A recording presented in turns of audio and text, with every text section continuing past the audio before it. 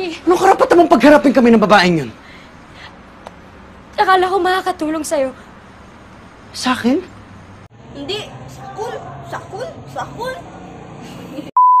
Sa akin? Narinig ko kayo ng tatay mo. Kargo ko pamilya ko, Mia.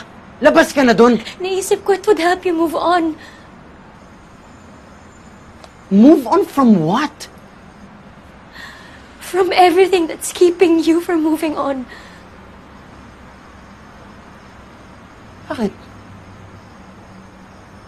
Ano bang alam mo sa nararamdaman ko?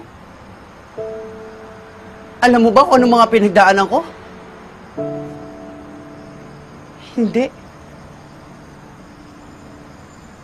So stop acting like you know my pain. Stop acting like you own it. Pwede mo sabihin sa akin kung kailan ako mag-move on. Kahit si Celine. Kahit si Celine nakasama ko sa lahat na alam ang lahat. Hindi pinakilaman yung mga desisyon ko. Hindi ako si Celine. So stop comparing me to her. Tama! Hindi ikaw si Celine. And you will never be Celine. Celine is dead. Hindi na siya babalik, Ellie. Pero hanggang ngayon, umaarte ka pa rin na parang nandito siya. Nandito siya! Dahil nandito siya! Kung nandyan siya, nasan ako?